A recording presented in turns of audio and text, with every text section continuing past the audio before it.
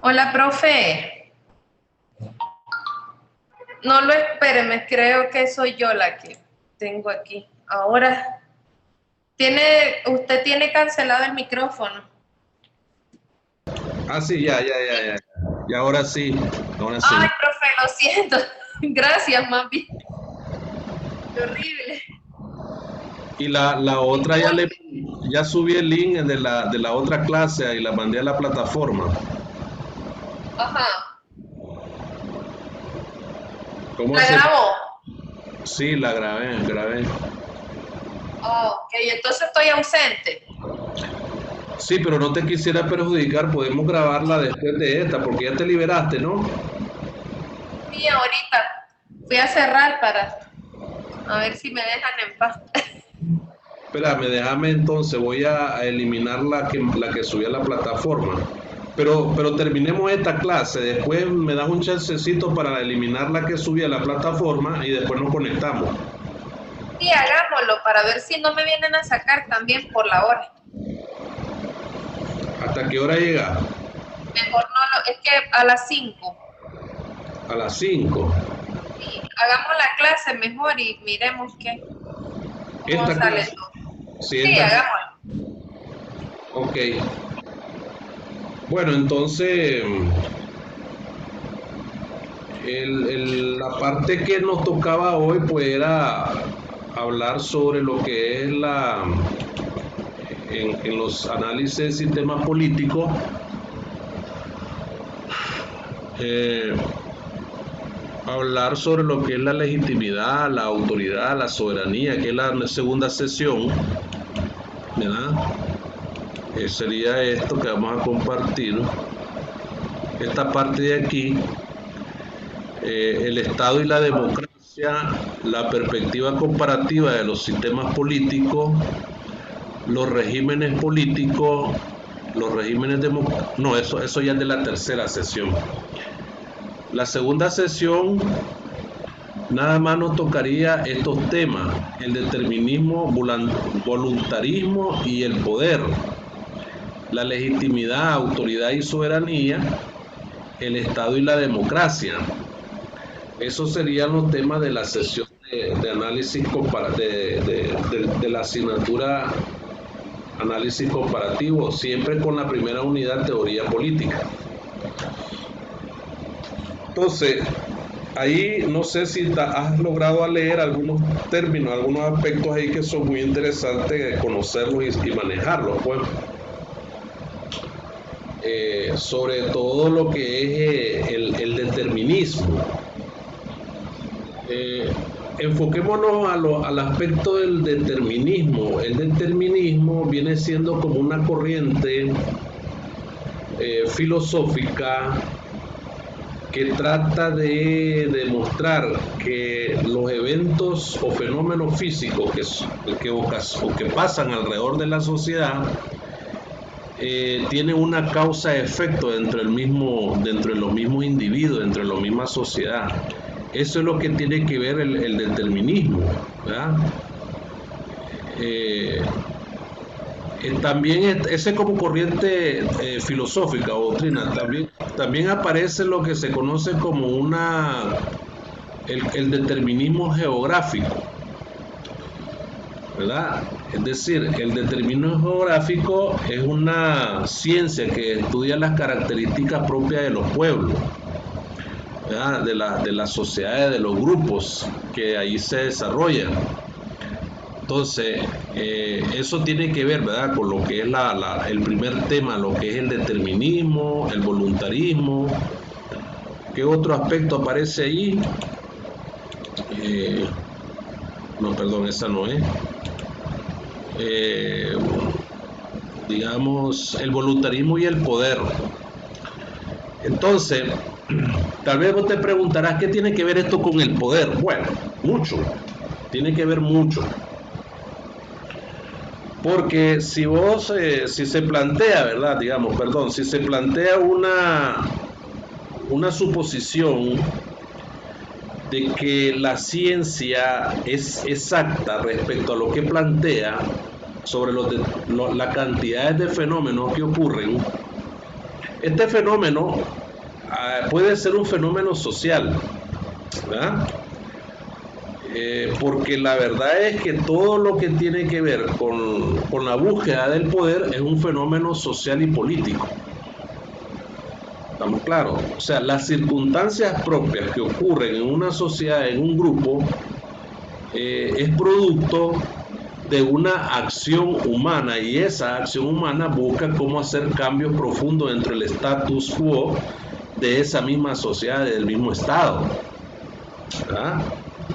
Entonces, a veces es bastante, hay muchos debates respecto a lo que se puede discutir en relación a lo que es la legitimidad, lo que es la autoridad, lo que es la soberanía, el Estado, la democracia.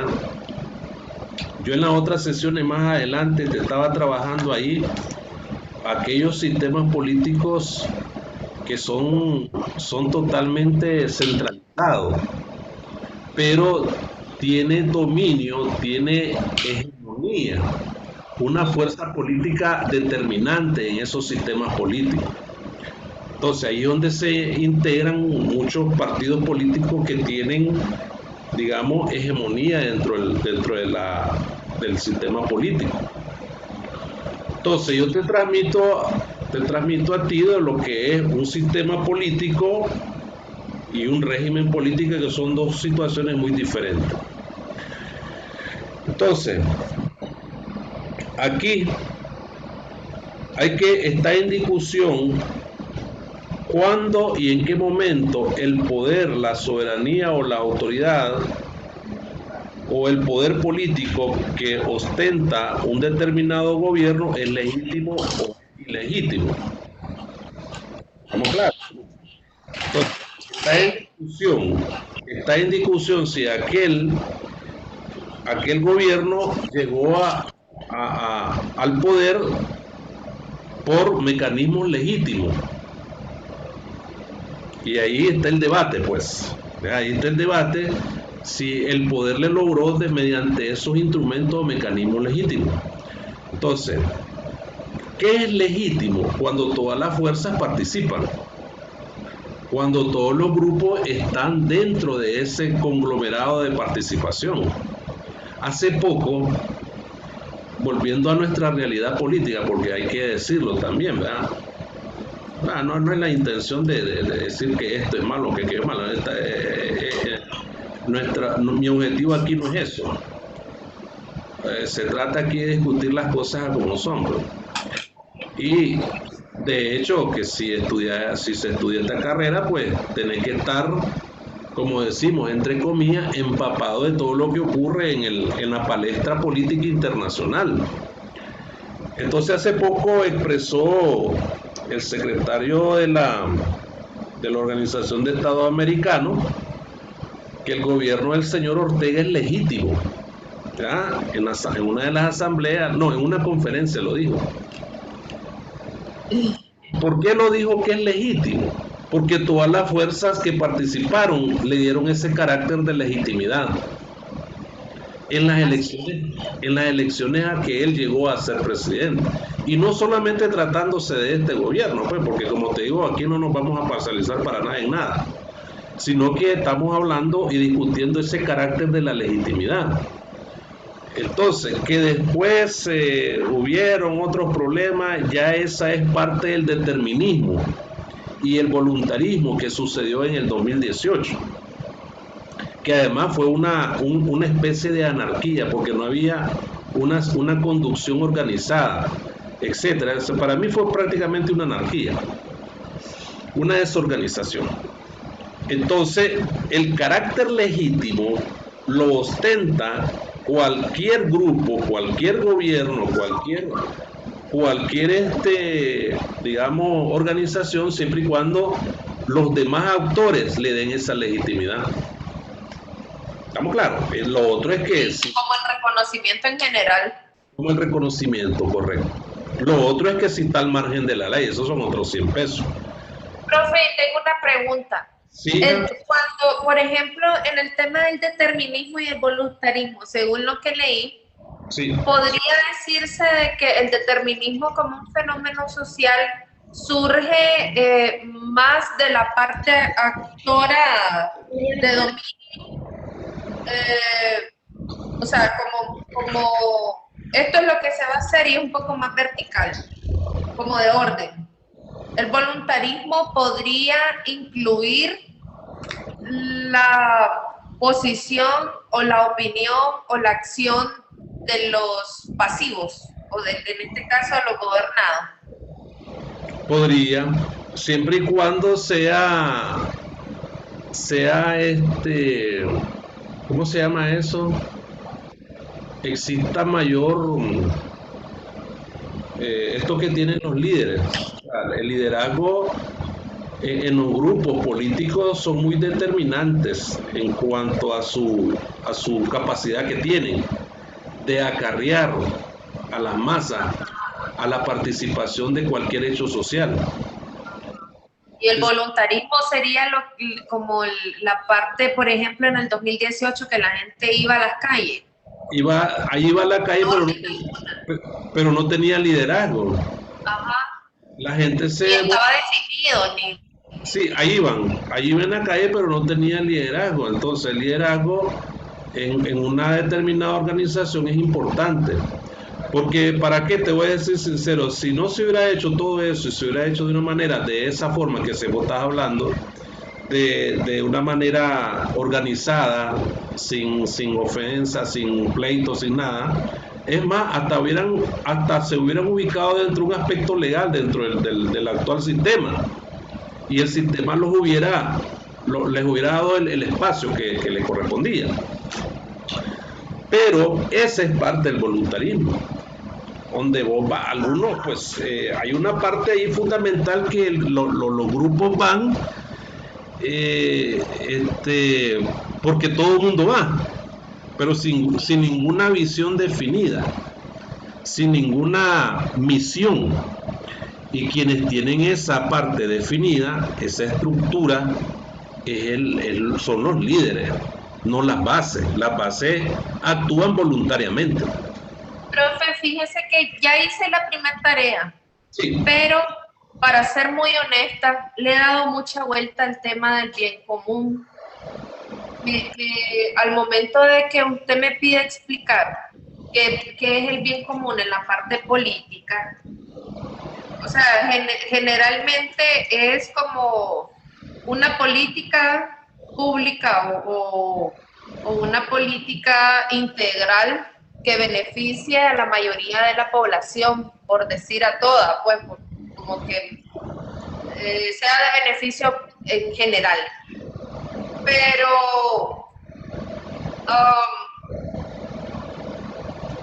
pero ¿qué tan de la mano va esto de corresponder a la mayoría cuando los sistemas políticos en sí o las corrientes a las que responde cada país son diferentes? O sea, ¿cómo tener un norte de lo que verdaderamente es lo correcto para la mayoría? Qué interesante tu pregunta, está muy interesante. Sí, Es decir, porque es me decir, quedé yo como... es decir, estamos en lo cierto de que no todos los sistemas políticos, o sea, la particularidad de los sistemas políticos no pueden ser anacrónicos, estamos claros en eso, porque hay de todo, ¿verdad? ¿Verdad? Hay de todo, pero como responden a sus propias, o sea, sus propias concepciones, profe. sí. Entonces, generalmente, no sé qué tan real sea de que tomen en cuenta a la gente, más allá de las concepciones. Lo importante de tu pregunta, es muy importante tu pregunta, lo importante de tu pregunta es que qué tipo de sistema está vigente dentro de esa sociedad. ¿Explico? Por Entonces, ejemplo, Bolivia, profe. Bolivia, yo estuve viendo el material que usted mandó. sí, Bolivia es un país que tiene una política del bien común. De hecho, el bien común, pensando en la parte ambiental o pluricultural y así.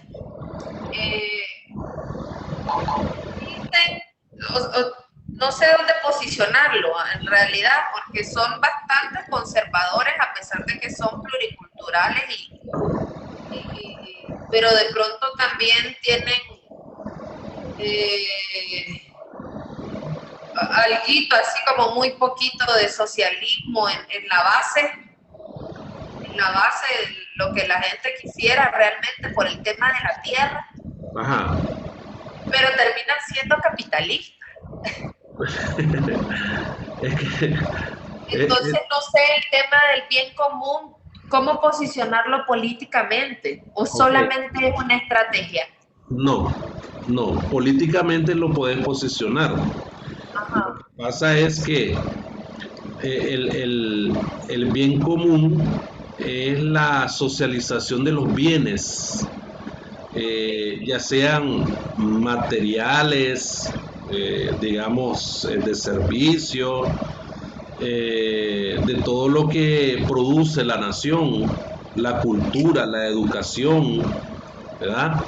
Okay, El conocimiento, la tecnología, todo eso tiene que llegar sin excepción a la sociedad. Y no deben de haber sectores privilegiados, que ellos tienen esto y los demás no tienen. Entonces el bien común, incluso hasta la ley, tiene que ser distribuida de una manera comunitaria.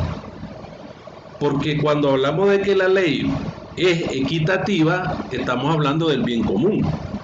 Porque la ley, ¿verdad? La ley va a ser igual para todos.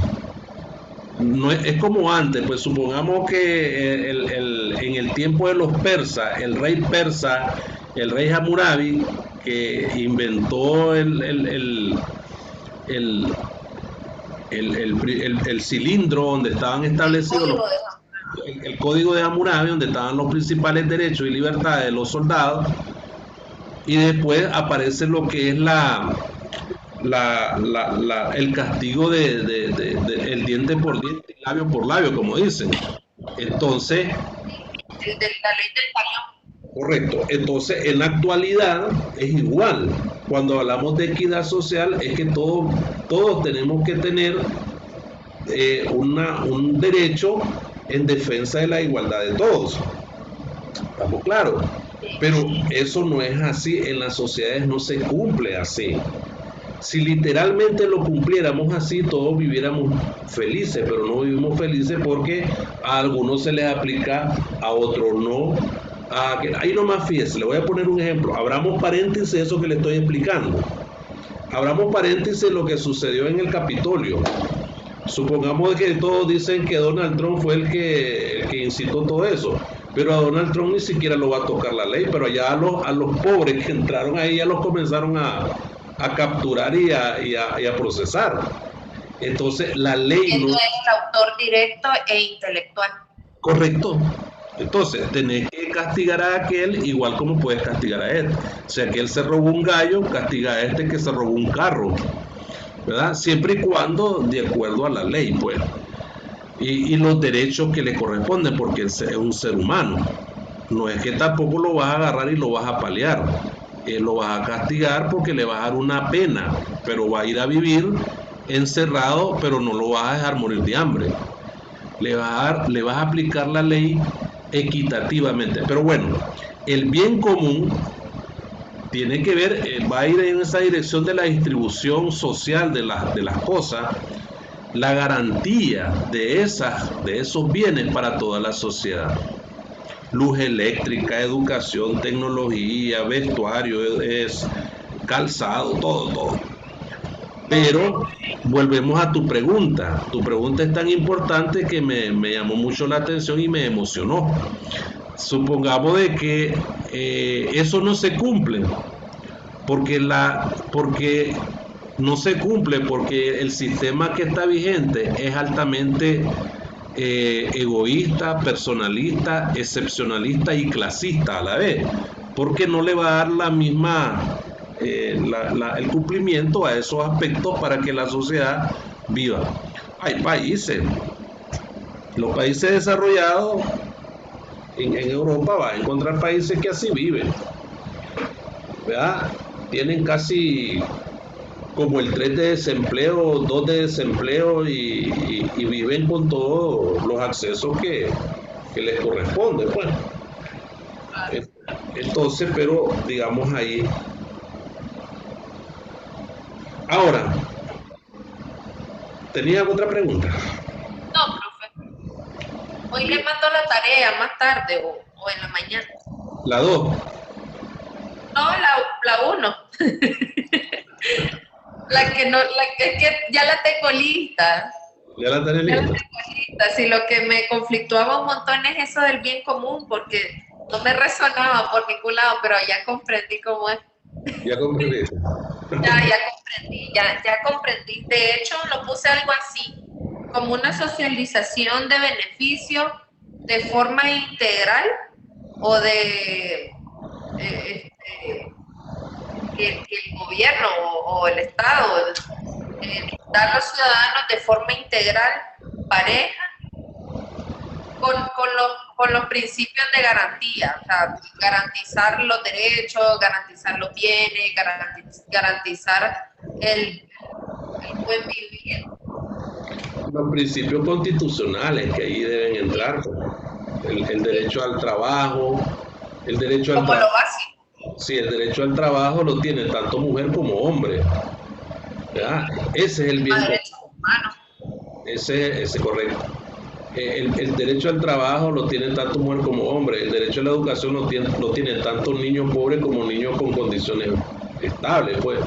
El derecho a la salud igual, siempre y cuando existan los mecanismos necesarios y requisitos para que el país pueda garantizar esos bienes, pero si no los tiene, no los puede garantizar. Si un país pobre, Y lo que estábamos hablando en la clase anterior, sí, de que realmente hay momentos, según las realidades de los países, que realmente el sistema, o en este caso el operador, no da abasto. sí, Colapsa porque realmente no así no es, hay cómo. así Y es. hay mucha demanda. Hay mucha demanda, correcto, correcto. Entonces, ahí está. Ahora aparece otra parte ahí interesante del Estado y el derecho. Perdón, el Estado y la democracia.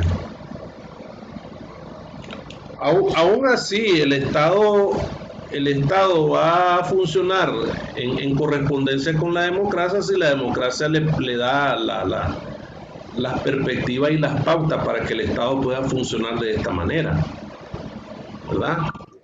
Sí. Porque los estados pueden ser centralizados. Lo que pasa es que aquí, mira, aquí en teoría política, cada sistema cree que es democrático de acuerdo a sus principios y definiciones que tienen. Por ejemplo, los coreanos del norte, ellos piensan que son democráticos. Nada que ver. Y nada que ver.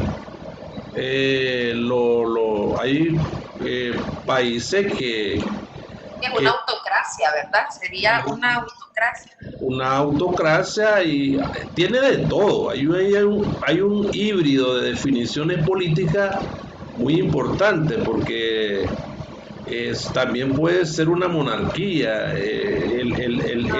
Este le va a heredar al primo y al hermano o a cualquiera de los que estén ahí, pues cuando se muera. Una dinastía completa. Una dinastía completa. Lo que nosotros vivimos antes del 79, Somoza era una dinastía. Entonces, entonces el Estado va a ser una institución, va a funcionar como una institución, como un ente regulador, ¿verdad?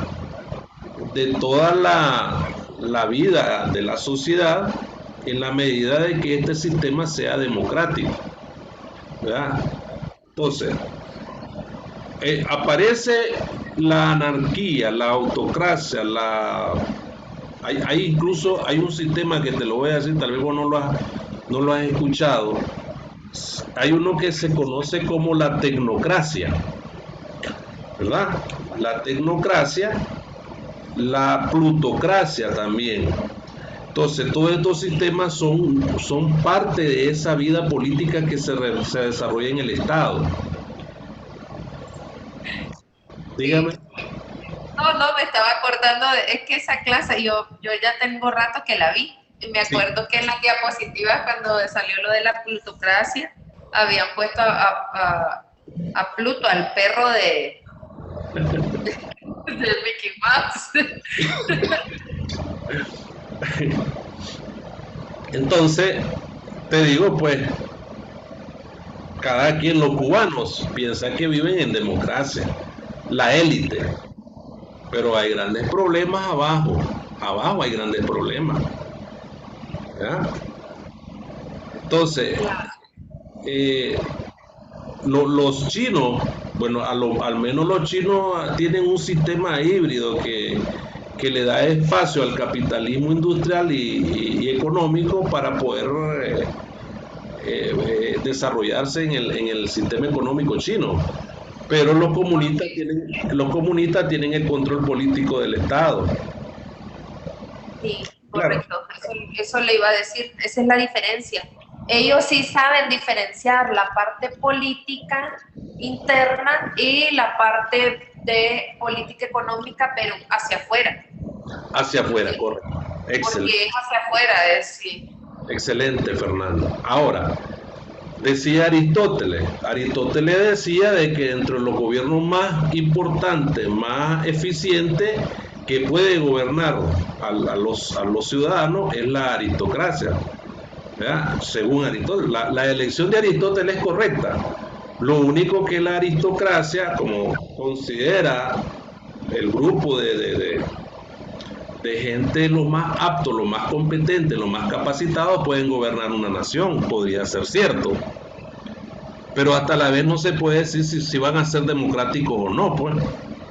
Estamos claros. El problema es de que la gente no logra diferenciar un poco acerca de los conceptos de las corrientes ideológicas. Así es. Porque, por ejemplo, el ser un aristócrata y al llegar al poder y esto y lo otro, la gente dice, sí, pero no se acuerda de los pobres, no se acuerda. Entonces, realmente la pregunta sería, ¿qué quiere la base en su país? Así es. O sea, si quieres alguien que se acuerde de los pobres es porque también pensaste que toda la vida vamos a ser pobres, de cierta manera. Entonces, tiene que haber asistencialismo, tiene que haber regalía, ese tipo de cosas.